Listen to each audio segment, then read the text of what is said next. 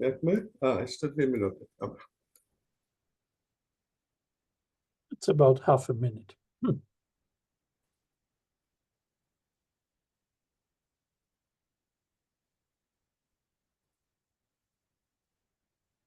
Good afternoon at last seminar this year. And we are privileged to have Professor Marek Godlewski from our institute. And today he will talk about application of nanoparticles of oxides for diagnostics in medical type of application. Marek, thank you, and please start. Okay, so what I will do, I present results of the work we're doing. I was motivated for this work by my son. So it's a joint effort of two groups, both led by professor of this name, family name.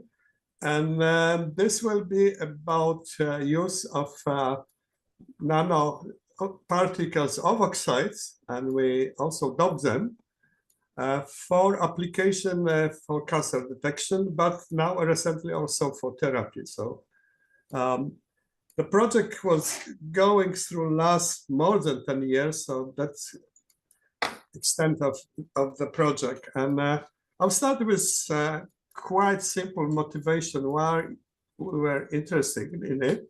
And what I'm showing here are worldwide data about enormous increase of cancer cases in the world. So it's like in the 2 decades, 20 years, number of cases increased by 70%. So this is extremely annoying information. Regarding Poland, which is extremely polluted country, for men we have statistics is horrible. Every second Pole and every third woman in Poland would fall ill, and our medicine is still on low level compared to some leading countries. So mortality rate is very high, 50%. So the situation is really drastic. Now data showing which cancer are more spread and countries in, clearly relate number of cases and to industrialization of given countries. So now most of people believe that the main reason for the spread of cancer cases pollution. It's very bad, and not surprising, it's a leading cancer both for men and women is lung cancer. Relates to very bad air we have, and especially in countries still using coal. So that's the situation, for example, of Poland. And what is the role of science, and where is our place for activities from in science? We know that if cancer is detected at very early stage, chances for successful treatment are extremely high. Mortality is around 2%. It looks like for flu, for example. So whereas where it starts spread, it drops first to 62%, and when it's discovered already spread in few organs, still there are some chances, but relatively low, 15%. So now it's claimed that once we will find good detection methods, we can save at least 1/3 cases, patients. So that is something to think and to work, and this very strong motivation. In our case, we are really impressed by these data. What I'm showing here are living organisms, and cancer cells circulated in blood are functionalized with something which is good emitter. So we can see that they are circulating. And we know that this effect is observed at very early cases. So that's one of this idea to develop such bright emitting small objects to detect circulated cancer cells. In fact, we are not exactly working on this, but that was a starting idea of our research, and which follows. Now, if we look for material proteolysis and what was selected and studied, I listed here 5 major requirements or properties, and of course, the materials we use should be safe for us, or should be biocompatible, and it will be really advantageous if we introduce them, that they should be detected as foreign objects and removed. So this is something we spent a lot of time looking for conditions how to fulfill point number 2. Now we should keep in mind that also cells have fluorescence, and it's called autofluorescence. So Marker's emission should be easily distinguished from cell emission. So, for example, spectrally should be sharp, efficient, and stable in time. And this is quite important property, because first markers used were biomolecules, and they had this property we call bleaching, that after some time their emission was disappearing. We also work on the methods of introduction of markers, and that I will explain. We found quite original way to introduce the bodies. And finally, of course, we want that method should be selective, that if we have somewhere cancer spreading, our markers should accumulate there. So that's obvious that this condition should be fulfilled. Now, if we look for sizes, and typical size, cell sizes in nanometers will be something like 10 to 4, our object should be small. And a lot of groups work on so-called quantum dots.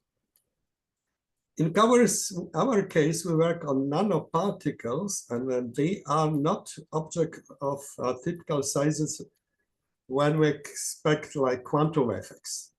So something above 10 nanometers up to even 100 nanometers. This is our sizes we selected, and I will explain why. And idea was that we can use our markers because rapidly growing cancer cells, they have permeable cell membrane. So there are good chances the markers will enter to cancer, and hopefully this will allow us to detect changes due to just cancer. Most of our group, and this started in the beginning of 21st century, work on quantum dots. And regarding material use, the best emitters were like cadmium selenide, cadmium sulfide, or even cadmium telluride, and objects of the size of well, 1 to a few nanometers at most. And they are perfect emitters. For cadmium sulfide, the external quantum efficiency was approaching 100%. So emission was very bright.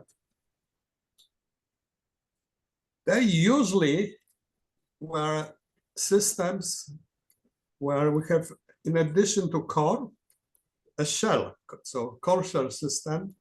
And for the shells, materials like zinc sulfide or zinc oxide were used. And the reason this system was studied was that quantum dots are very bright emission, but emission disappears from time to time. It's called blinking, and it's clearly due to the fact that surface to volume ratio is extremely high for quantum dots, and we have some surface-related non-radiative transitions. So that was a problem, and people tried to fight against with this problem by building these core shell structures, quite extended sometimes, even few shells to it. But the real problem, and that starts to be very strongly underlined, that the argument for very bright emission should not be really the most important, because if we use as a emitter something which contains cadmium, we know that cadmium is toxic. And in organic fluids, it happens that such particles, or under the light excitation, they disintegrate, and then it means that cadmium can be released to our body, and it's very poisonous. So now it's claimed that if we want to use them in humans, we should avoid using these dangerous elements. So that's something we should keep in mind, that it's not only that bright emission, but as well safety should be important. Why it's so important? Because we spent at first quite a lot of studies, and the studies were done on mouse. Then which organs can be approached, and then to each organs particles or quantum dots can enter. And we found that this case we should be really very careful, because they can enter practically most of organs. They barrier through all the barriers we know they exist in the organisms, and especially we're quite surprised that particles so easily cover blood-brain barrier, so they can also enter to brain. And then we should be very careful in what we use, and if such objects are safe, or each such object can be recognized and removed, and if are removed, what is the way they are removed. So after this period of study, we found that we should select something which is safe, biocompatible. So most of the studies then was done on oxide side, zinc oxide, zirconium dioxide, because they are members of group in a state they call them GRAS, generally recognized as safe. So zinc oxide is used in cosmetics and in many applications, also sunscreens and so on, and zirconium dioxide is used in stomatology, for example. So we know that they already pass all these tests for safety. And what we know as well, that if we select not few nanometer sizes, let's say 50 up even to 150 nanometer sizes, they are still small to compare to size of cells. But then we found something which is very important. Then once we introduce them, organisms, they recognize as foreign objects. So they are slowly removed, and they are removed mostly through via liver with bile. And that's quite important information, that once we introduce them, they will be removed. Moreover, if we use zinc oxide, we found that zinc oxide is not stable in bioliquids, and so it slowly dissociates and releasing zinc and oxygen, and both are safe for us. So there are no problems, because zinc oxide will disappear automatically.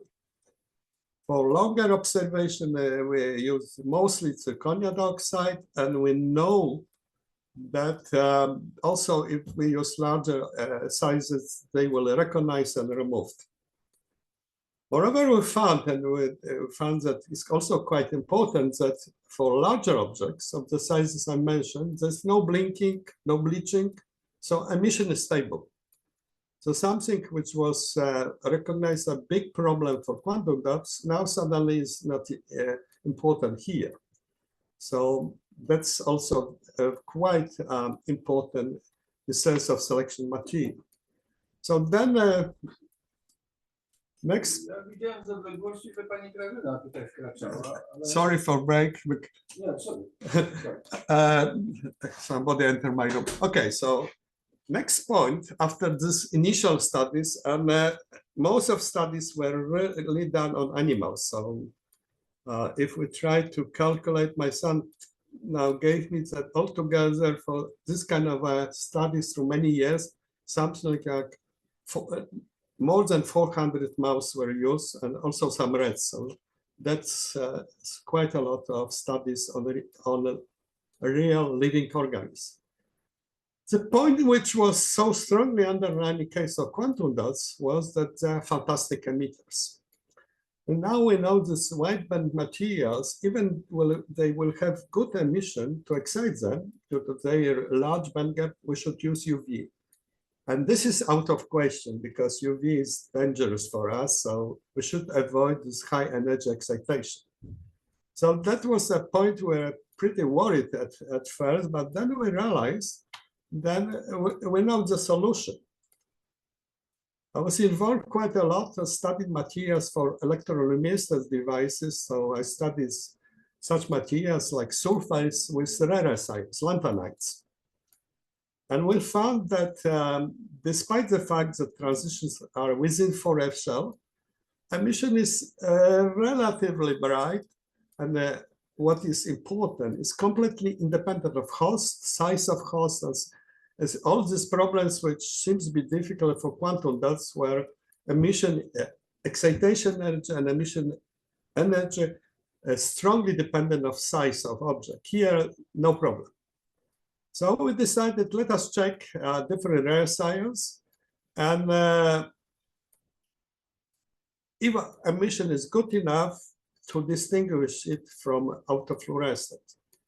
So despite that it's not so efficient as expected for quantum dots, it turned out that the emission is bright enough, mostly due to very sharp emission lines, and that's really helps to distinguish emission of rare science from autofluorescence. So that's how we solve the problem of emission, sharp emission, and how we avoided excitation of band-to-band, which is kind of a wideband materials dangerous. The next point we turn our attention and I will start to study was how to introduce them. Why we start to work on this? Because we found that the way people using, and this is here at the top of this transparency, that people injected solution containing like quantum dots to directly blood circulation. But we know that particles, nanoparticles, like to accumulate. And once they aggregate, they can block blood circulation. So this can be dangerous. There are special tricks used by some groups, like coating these nanoparticles with something which will reduce chances of accumulation. But in our case, we decided to go for something completely different idea, intragastric. So we make solution with the particles, and animals were drinking it. So it was going through the gastric system. Methods called perception.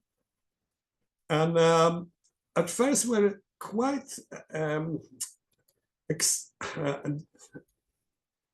not expecting that it's good idea, because there was kind of absorption dogma that interstitial uptake will work only for very young animals, or just there's some data that they should be like 2, maximum 3 days old. Otherwise, it will not work. Luckily, it turned out that if we introduce our larger particles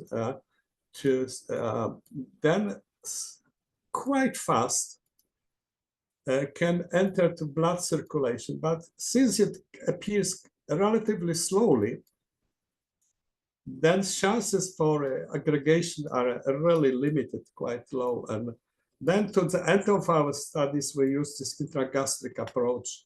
So nothing like this here, injection, but rather fact that mostly through duodenum, they cover the barrier, they enter the blood circulation, and with the blood, they are circulated all over the organism, and also to the cancer cells. And that is the mechanism we are using, and I would say quite original, and that is also something important if we discuss the safety of the method. Okay, so then we ask the question, okay, We know that membrane maybe is permeable if the cancer cell is growing fast. But what about selectivity?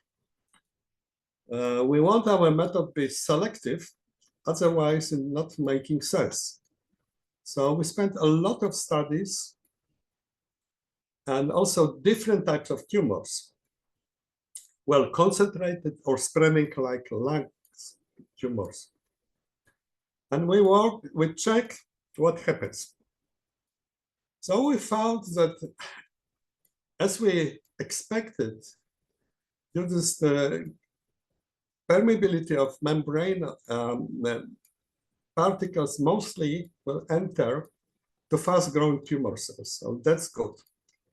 Moreover, and this still was very good information, the tumor cells, if they're growing fast, they lacking effective lymphatic drainage system, which means that particles, once they enter, they have very good chance to accumulate. And then we decided to make most of studies for quite difficult to be studied and to find the spreading of this cancer, so-called cancer cells, lung cancer. Why? Because that's untypical. It's not like a well-defined tumor. It's very much spread. And doctors were underlying when we discussed that would be very important if you found the methods to predict extension of this area. So we start to study this kind of a tumor on mouse. And what we found, and you see a time scale, you see that particles start to enter to blood circulation, already entered the tumors relatively fast, even just directly after injection, and after 24 hours, a lot of them already are in tumor. So that's quite important that this time scale is not so fast if they compare to the situation we inject it directly to blood circulation, but not weeks, rather hours. And then we found that that's in case of lung cancer, the situation is really extremely promising because only cancer-affected cells show emission of rare ions, this fluorescent markers, whereas particles are not entering or very slowly to healthy cells. So in this type of cancer, selectivity is 100%, and that's quite good information. And also doctors say that that can be even important during operation when they have no chance, once they open the patient, say how extended is cancer. So they usually make operation of much larger area than necessary. So that's probably can help them, they do it. But then most of people, when we discuss, doctors say, okay, but your markers are emitters, so they will work, may be interesting, but not all organs can be approached with excitation. And we want the technique which will be universal and will allow us to see what happens in the patient. So we turn our attention to magnetic resonance imaging, because we have this kind of tomographies, X-ray tomography and the magnetic resonance tomography. And the second is much safer because it's now the data coming through us. Then once we're getting very large doses of high energy radiation in case of X-ray tomography, this may lead to cancer. So now it's claimed that even up to 2% of cancer cases where it's related to the fact that somebody was ill taking some examination if he is healthy and no cancer. So magnetic resonance imaging was interesting. And for this, contrast agents are used. And presently, the agent which is used is gadolinium compound. The problem is that it's relatively toxic. So I just put here in bold toxicity level. which is not really passed if we do once per few years such examinations, and no problem. However, if we do it, and this is happens if somebody gets chemotherapy, and then it's necessary to check a few times if the chemotherapy works, then this lethal dose thought to be approached, and that's a big problem. So we say, okay, our particles contain lanthanides. They have similar properties in sense of magnetic properties. Gadolinium 3 plus is 4F7, europium 2 plus is also 4F7. So, and we spent a lot of time introducing europium to our particles. So what about, can we use it? And then amount of lanthanides in such case by far smaller. It's not compound of, like in case of gadolinium, but rather particle containing some dopant. So it was clear that the point of view safety will be much better. So that's how this imaging works, and I recently had such examination, and in fact, it looks like this. We are just entering this big magnet, and so we've done such tests on patients for veterinary oncology clinic, and that was 6 mice and 12 rats with different tumors, where we use our particles also containing gadolinium as a dopant.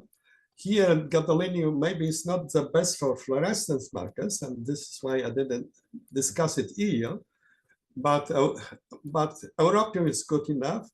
And then we found that, in fact, we can find the places that such particles accumulated. So the area of cancer tumors were really found. And then tumors were successfully removed during surgery. So that's important. And why it was used on animals in the clinic, that we wanted to save them. So we should follow the studies, because in fact we use much lower concentration of lanthanide.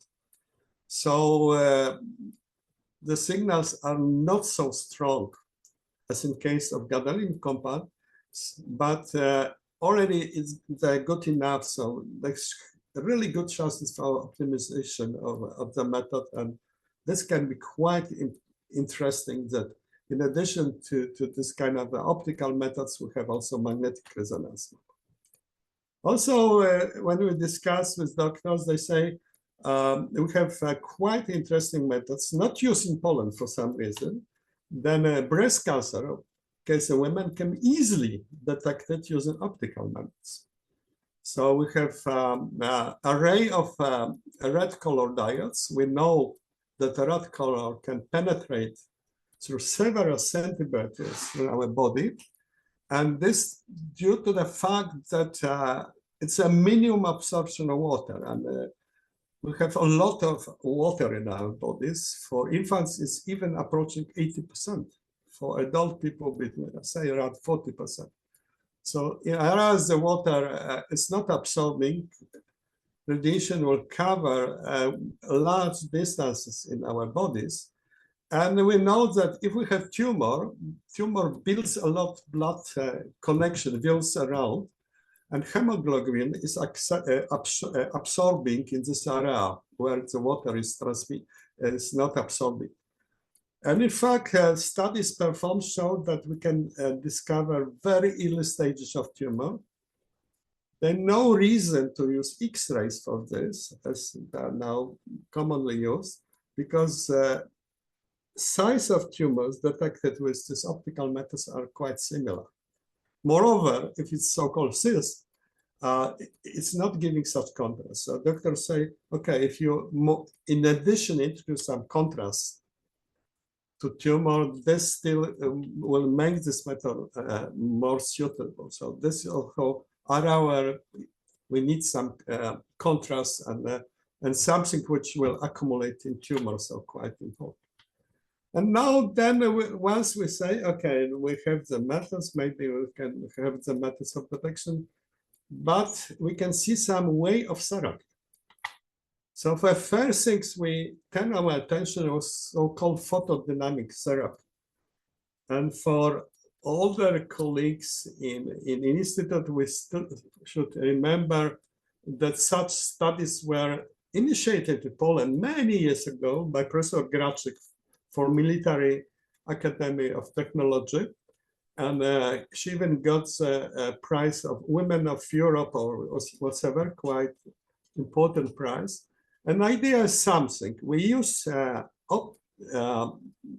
some chemicals, a group belonging to porphyrins, which enter our bodies and can accumulate in area of cancer. And once we excite porphyrin with the light, emission of porphyrin is matched with absorption, so singlet oxygen is formed. And once singlet oxygen is formed, it's very destructive. So we can kill cancer cells with this method. And the method works, and that's also used in some hospitals in Poland. In our case, we say, okay, we use the oxides, and we know that they are scintillating material. So what about if we use low intensity X-ray radiation? Then we have good chances to excite emission of our particles. And if we dope with something which will emit in area that porphyrins are absorbing, and here it can be gadolinium or, for example, praseodymium. Even praseodymium seems more interesting because it emits in blue. And there is a dominant absorption band of porphyrins, so the pumping can be efficient. This will work. So we check this idea. We use some particles with europium. In fact, we found that in fact we can get a red color emission of europium. And such emission is suitable for porphyrins excitation. So that was starting point. And a question was asked at that moment. And in fact, I personally work on this program through several years area is okay, but what we do, we excite band-to-band emission. So we have band-to-band excitation in case of this mediation X-rays. And why such excitation will excite emission of a given rare science? So at this point, I studied already quite EL for some sulfides, and the reason was that sulfides were a kind of a host for some devices like electroluminescent devices. And in fact, we found that if we create carriers, we have band-to-band excitation, we can have emission of several different lanthanars. Here, I'm showing results of our initial study where it was zinc, manganese sulfide, terbium. Why such condition? Because zinc, manganese sulfide had characteristic yellowish orange emission, and terbium green. Such things were used in a first generation of electroluminescent displays. So this is a period we studied, but the point was interesting. Why, when we create free carriers, we have emission of given rare science? At first, I thought that maybe it's due that some of our science, it is photoionization, but this is why I'm showing it for terbium, because for terbium, we know that whereas for europium, we can have this mechanism, not for terbium. So other explanation I had in mind that, we have free carriers, so maybe some accidents are found, it be free or bad, or carriers are trapped by donor and acceptor impurities, so we have donor-acceptor emission, and then we have energy transfer to rare science. So maybe this is the mechanism. So in fact, I start to look for different materials also, and I'm showing results for 3-5 materials we study because such materials, and at that time was considered they will be good for some diodes. lanthanides, dopes, and so on. So one of the materials where people start a lot of research was indium phosphide. And this is what I'm doing with international cooperation. And the trick I used was based on my experience with optical detector as a synchrotron or magnetic resonance. So I knew that once I set condition, the sample is in microwave, and I will set condition for cyclotron resonance, I can increase energy of free carriers, electrons, and they can reach energy efficient for impact ionization of dissociation of excitons, band excitons, shallow impurities, so in case of most materials like donors. So idea is, okay, we dissociate these channels of recombination, and once we have energy transfer, then the RS emission should disappear. And we are pretty surprised that it just reverse. Once we deactivate competing channels, the RS emission was enhanced, and we start to think what happens. And the mechanism we propose, and I believe it really can work, is that if we introduce transition metal dopants of rare ions, such dopants can also band excitons. They will behave like, for example, nitrogen in a gallium phosphide or tellurium in cadmium sulfide, so-called isovalent centers are found. But they have different ionic ions, radius, they have different electronegativity, and these both effects can lead to some the formation of lattice and the carrier approaching and exciton binding. So what will happen if such excitons form? It will be absolutely non-radiative state, because if it's trapped for something which has quite rich ladder of excited states, energy will be immediately passed and intrashell excitation will occur. So this is why we do not observe directly such excitons. But then one point starts to be important, and I'm showing these results for similar situation, but for acceptor or donors. When people discuss such mechanisms, they found that if exciton is bound, then such multi-carrier excitation of a system breaks all selection rule.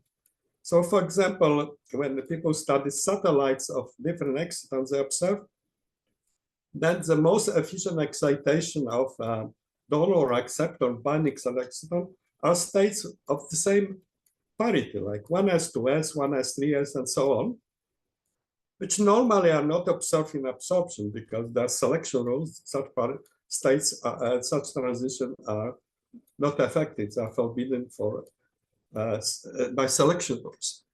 So probably we have such situation, and this is why we can pump quite efficiently energy for intracellular excitation of RS ions.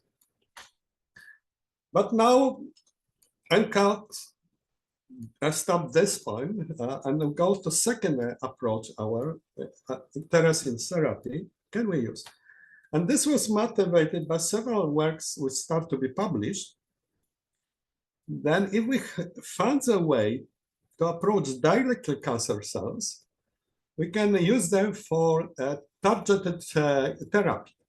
So nanoparticles used as transporting agents. So people start to publish that this is possible, but they use quite complicated methods of encapsulation of some drugs used in chemotherapy to transport them. In our case, we start to like, can we use extremely simple approach? We simply soaked our particles with some drug. For research, we use, well, we just selected lectin, but that is not important for the research. What we studied, can we transport some drugs to area which normally is very difficult to be treated, to brain area? So we prepare our particles, we soak them with this time. We knew how it emission, and also we knew then if we use host-related excitation, then emission of a given resonance, for example, rhopium, is observed only as long as this particle exists. Once it dissociates, and I just told you that zinc oxide dissociates in organic fluids, rhopium will be released, but then will be observed in emission. So we started to introduce by gastric methods of particles soaked with lectin, and we just taking the probes from brain area of a given animal and check if we observe and what is the time scale. And what we start to observe that lectin emission shows up, and it's pretty fast. Only 3 hours after introduction, we already observed the emission of this drug from brain area. But then slowly, number of particles start to decrease. Still, I'm showing some data after 1 week after introduction, but you see that this zinc oxide dissociates. But lectin stays and is transported to area we want. And this is quite interesting because the open chances for some treatment, targeted treatment, and in addition, and this seems to be quite promising here, then we can approach the area normally very difficult to be approached by doctors making operations, brain area, for example, some tumors in brains which are very difficult to be approached. So that's second our approach to therapy, and I guess more promising. So that's quite important that we can do such things. So I promised to Oleg that I'll finish in 45 minutes, and I'm just checking time, and that 42 minutes passed, so it's perfect. I have only a few minutes left to make some conclusions. So first of all, I'm convinced that this idea using oxide and doping them with lanthanide ray science was good. It works. This oxide really can be used as fluorescent markers, and importantly, they are safe. Then we found that they really accumulate in cancer cells and stay there, and that's very important. And then we found another way compared to a model of groups of introduction them to organisms. So it is intragastric.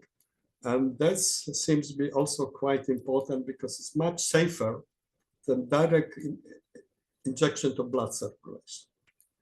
We just got first results, and that may be also area to work more. Then practically the same particles we use as fluorescent markers can work in magnetic resonance imaging. Making our method more universal, that we can really approach some internal cancers. So that's very important. And also the first results, and I would say quite promising, then theranostic is possible. So, and I think the one with strategic drug introduction can be very, very important. So this is something probably to continue work. Now we reach the stage that probably it will be good now to enter the research not only on animals, but on humans. And this is out of our possibilities. I mean, it's so difficult to pass this barrier, and cost of such and so on are sky limiting. So it's just only a dream that these methods sooner or later be used in a real treatment of humans, hopefully. So what I'm doing here at the bottom is a range of different international local prizes for these ideas. But I think the best prize will be if the method will enter hospitals. So maybe one day. So I guess it's time to stop. Yeah. Okay, so that's all.